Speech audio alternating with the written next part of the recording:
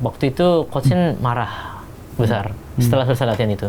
Dan Coach Shin tanya juga memang, kenapa kamu menyerah gitu, berhenti lari. Oh ya, takut kram. Takut kram, tapi kan belum kram.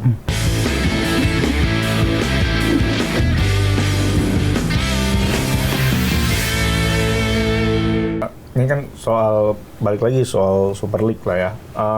JJ melihatnya dari maksudnya ketika JJ pertama kali nonton dengan sekarang, itu perbedaan kualitasnya seperti apa? Apakah peningkatannya pesat banget atau masih sama aja kayak waktu JJ pertama kali nonton nih, waktu pertama kali terlibat di sepak bola Indonesia gitu? Jujur ada. Masih ada. Ada sih ada. Nggak mungkin nggak ada. Udah 6 tahun kok lewat ini, masa nggak ada perkembangan, nggak mungkin. Benar. Ada. Soal ini ya, pemain asing doang ada bedanya ya. Itu mah regularnya yang regulasi yang berubah, bukan mainnya itu ya. Regulasi yang berubah, regulasi yang diganti kan. Jadi secara apa ya? Dari segi taktikal aja deh. Ini terlalu tendensius, jangan didengerin. Tayangan. Dari segi taktikal, dari segi permainan atau variasi taktik gitu. Jujur nggak terlalu signifikan, tapi mungkin perlu lebih banyak perubahan lah untuk wasit dulu pertama. Wasit. Sampai sekarang kayaknya masih bermasalah. Wasitnya kurang. Adanya VAR juga belum membantu. Ya. Gimana? Kurang, maksudnya VAR memang membantu pasti, tapi juga kurang tegas sih menurut saya. Putusan akhir juga ada di wasit ya. Betul. Dan ya kayak semalam kita nontonnya Madrid gitu kan, kena kartu kuning. Menurut saya itu benar. Kartu kuning 2 kali kan dia. Sekali kan udah memang, itu kan nggak tahu ya, itu kan bisa nggak, bisa iya, tapi kan foul, habis itu kartu kuning. Dan kedua kan dia bawa bola kan, itu udah kartu kuning. Nggak boleh, tim menang nggak boleh membuat kayak menunda menunda begitu. Menunda waktu. Itu udah pasti. Makanya Coach Shin juga waktu zamannya Coach Shin, kalau lagi menang nggak boleh, jangan pegang bola, jangan pernah gitu. Itu langsung kartu kuning di level internasional. Jadi itu yang diajarkan, tapi di sini tetap makanya masih kayak saya nonton beberapa kali bawa aja bola lawan lagi menang, tapi kayak nggak apa-apa gitu. Wah, ini nggak kartu kuning gitu. Ada timuran ya. Sopan nonton nih kita. Sorry bang gitu. Ya contohnya itu salah satunya mungkin, tapi ada beberapa faktor lagi yang harus diubah. Dan juga memang ya secara transisi juga mungkin ada masih belum terlalu maksimal lah. Tapi kalau kan tadi juga udah dibahas ya, regulasi pemain asing kan berubah nih. Sekarang kan ada setiap klub diizinkan menggunakan 11 pemain asing ya. Harapannya kan dengan penggunaan 11 pemain asing, ketika klub Indonesia main di kompetisi antar klub Asia, punya daya saing lah. Terbukti kan Persib juga musim ini bisa lolos ke 16 besar sebagai juara grup dari yang awalnya musim lalu tuh finish juru kunci. Nah, kalau JJ melihat sendiri regulasi 11 pemain asing ini layak diterapin di Liga Indonesia atau seperti apa aja? Untuk jangka waktu pendek mungkin ya, tapi jangka waktu panjang, apalagi untuk pemain-pemain usia dini, usia muda, itu mungkin tidak. Kan memang kayak apalagi center back kan selalu timnas Indonesia kan selalu gitu kan dulu. Center back sama striker. Susah banget ya. Yang lokal kan gitu. Nah, apalagi di Liga juga sama, kayaknya nggak ada. Jarang sekali yang kayak wah banget gitu, maksudnya pemain striker kayak Ramon Persib kan kayak lagi hot gitu kan.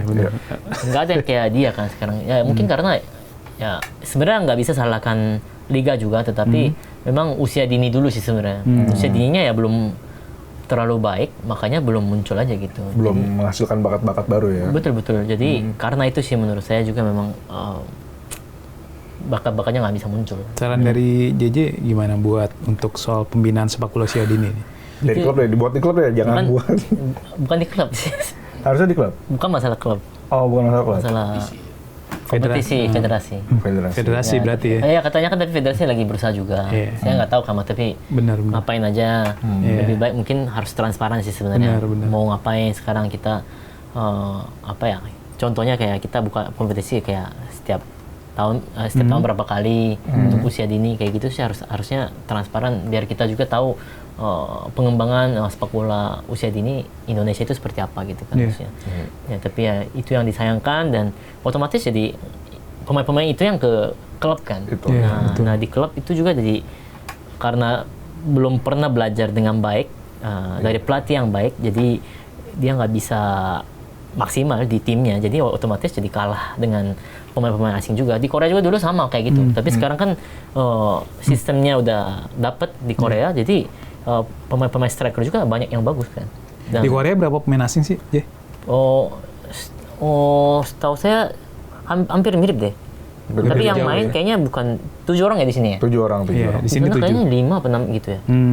Iya, tahu saya ya, nggak tahu. Saya tapi kan pemain asing yang dipilih di Korea juga yang oke-oke pasti kan? Nggak asal comot kan? Iya, pasti. Apalagi tim-tim besar, misal kayak FC Seoul atau Ulsan, pasti kan dia datengin pemain asing yang top lah ya. Betul, pasti. Iya, nih kita sedikit geser nih dari Liga. Karena muaranya Liga ini adalah tim nasional. Nah, kita sekarang mau ngulik-ngulik ceritanya JJ waktu di timnas mendampingi Coach Shin. Jadi kan waktu itu kemarin belum lama ini Coach Shin bilang VO2 max pemain timnas Indonesia ketika datang itu rendah sekali, bahkan katanya disamakan dengan anak SD atau SMP. Nah itu ceritanya tuh gimana tuh sampai begitu Coach Shin ngeliat tuh dia ekspresinya gimana yang pertama? Apakah terkejut banget atau gitu. Ya, karena waktu itu pas Coach Shin datang di awal 2020 mayoritas pemain timnas senior tuh ya rata-rata usia di atas 30 kan. Iya, 30. Ya nggak bisa kita pungkirin kan itu kan. Iya, kurang lebih 30-an kayaknya gitu. Nah, itu gimana aja? Waktu dia ngeliat pertama tuh gimana? Waduh, gitu. Bukan. Nah, ini gimana ceritanya? Pas pertama datang kan dikumpulkan pemain-pemain timnas yang sebelumnya. Kan kita kan nggak tahu, nggak ada data juga. Nggak punya database lah ya. Dan kita latihan. Pertama tuh kita latihan fisik, namanya BIP. Nggak tahu di sini, tapi di Korea itu namanya BIP test. Iya, BIP test sama. Jadi ada level 1, level 2 sampai kayak ada 100 lebih lah kayaknya. Tapi biasanya pemain timnas, level pemain timnas itu harusnya lebih dari 60 level 60 lebih. Tapi kalau misalnya kita lihat anak-anak kayak pemain-pemain bola umurnya SMA itu mungkin 40 50. Tapi kalau di bawahnya mungkin SD, SMP itu 30 sampai 35. Ya 35 sampai 40 gitu. Dan pemain timnas waktu itu pada menyerah duluan itu di level 30-an. Iya. Itu bikin itu saya aja pas saya kan main bola juga dulu. Ada big test juga di Korea. Saya aja ada 45 sampai 50 ada. Oke. Ya, saya sendiri aja. Tapi ini pemain timnas kan gitu. Tapi kok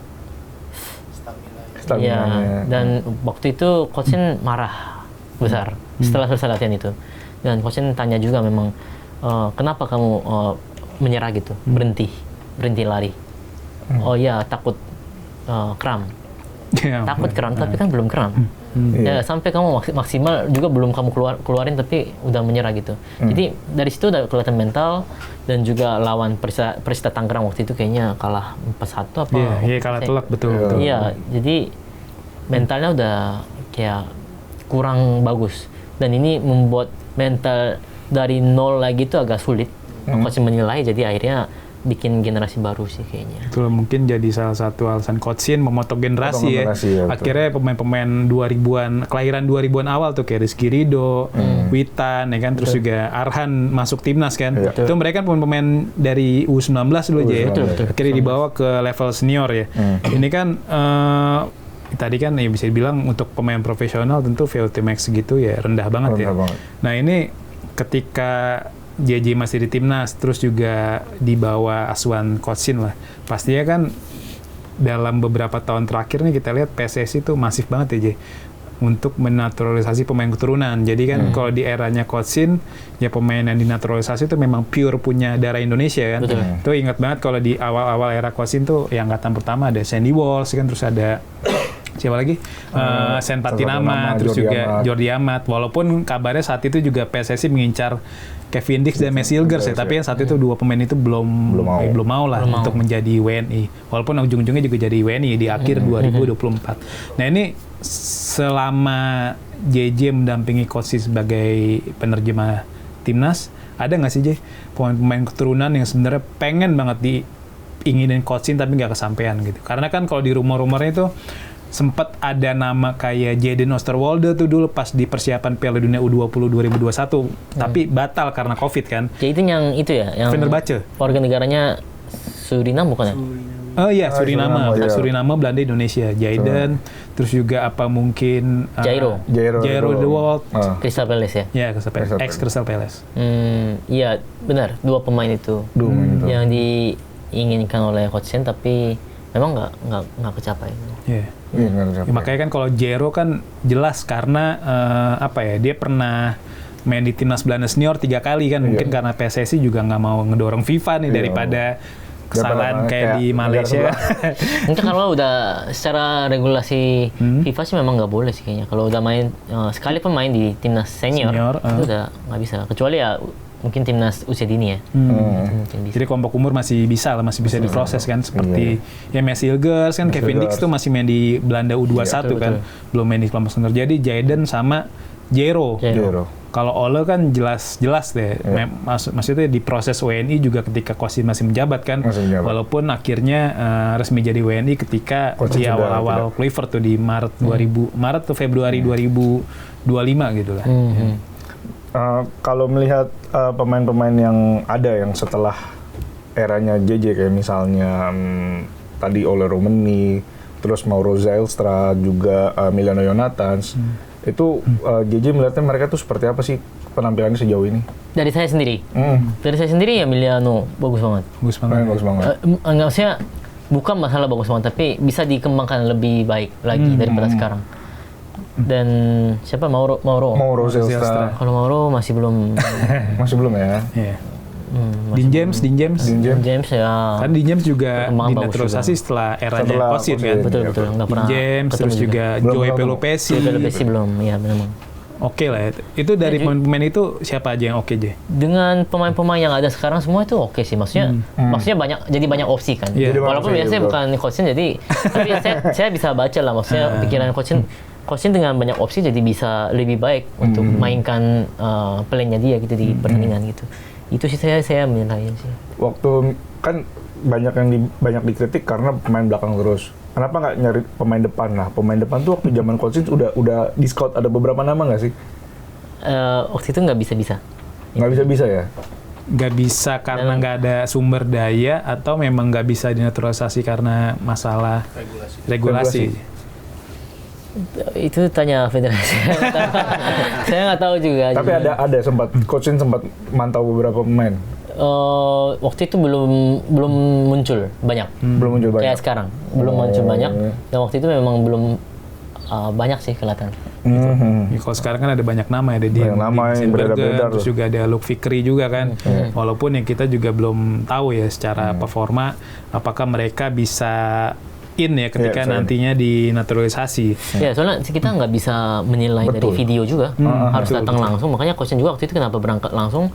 Jadi ini bukan abal-abal kan kita pilih pemain naturalisasi, dan buat mereka juga kan ya selamanya gitu. Jadi Coach Shin juga sampai berangkat ke sana buat cek sekali lagi gitu. Dengan nonton video, ini pemain ada yang bagus, ya berangkat nonton. Kalau enggak ya enggak gitu. Siapa aja tuh yang di scouting langsung sama Coach Shin? Masih inget gak? Kalau Verdong tuh ya, Verdong iya tuh, ya kan? Sempat foto tuh Verdong waktu itu masih main di Nijmegen, statusnya masih warga negara Belanda tuh. Coach Shin sempat datang. Selain Verdong ada lagi nggak, Ji? Selain Verdong, ada Rafael Strike ya? Justin Hapner. Berarti Hapner masih di Wolverhampton. Iya, Ivar juga masih. Waktu itu datang langsung kita lihat langsung gitu pemainnya. Oh iya, waktu itu sempat seleksi ya. Timnas U19 ya. Ada lawan Prancis dan lain-lain waktu itu. Iya, sama siapa tuh, Slovakia ya. Oh iya. Yang ada Zico Sore juga kan. Betul. Zico Sore akhirnya dipilih Rafael ya. Betul, Rafael Strike ya. Zico yang nggak dipakai. Tapi nah itu nih, ini bicara Rafael, kan di era Coach Shin jadi andalan ya. Di Piala Asia U23 tuh oke banget mainnya, golin 2 lawan Korea. Terus juga golin lawan Bahrain di level senior. Nah, tapi kan ketika Rafael Strike kena kartu tuh di laga lawan Korea, dia otomatis absen ketika melawan Uzbekistan di semifinal. Itu kan Sananta yang main tuh. Lagi timnas U23 lawan Uzbekistan. Itu Sananta dikritik banget tuh sama netizen. Wah, Sananta beda sama Strike, nggak pressing nih. Padahal di sebuah podcast Sananta kelar pertandingan ngomong, wah gila sih kalau gue dibilang nggak pressing. Gue tuh hampir mati gara-gara lari sepanjang pertandingan. Nah, tapi kan setelah Coach Singa lagi menjabat sebagai pelatih timnas, Rafael Strike ya nggak pernah dipanggil ya di awal-awal era Kluivert. Waktu itu main lawan Australia ya. Kan main, waktu itu bahkan jadi penyebab Indonesia dapat penalti kalau nggak salah. Tapi kan setelah itu ya hampir nggak pernah lagi tuh untuk main ke timnas senior. Jadi dia cuma diandalkan di level 2-3. Kira-kira apa sih penurunan atau penyebab penurunan performa Rafael Strike nih? Apakah karena balik main ke Indonesia atau seperti apa? Mungkin semuanya jadi campur ya. Mungkin memang banyak faktor gitu. Indonesia juga ya benar-benar. Jadi memang pertama ke Indonesia juga. Jadi performa otomatis menurun. Nah, untuk meningkatkan performa dia memang harusnya yang di luar. Tugasnya itu pelatih sih sebenarnya. Pelatihnya. Ada pemain yang bisa mengembangkan sendiri dengan dirinya gitu, tapi ada yang nggak bisa. Jadi harus ketemu pelatih yang baik, pelatih yang cocok buat dia gitu sebenarnya. Itu yang menurut saya diperlukan buat mereka, dan itu yang dilakukan sama coach waktu itu ya. Ada beberapa pemain sebenarnya, iya, termasuk Marcelino juga. Nah, betul. Iya, jadi pemain-pemain yang benar-benar bisa bersinergi yang baik ketika ketemu pelatih yang baik gitu.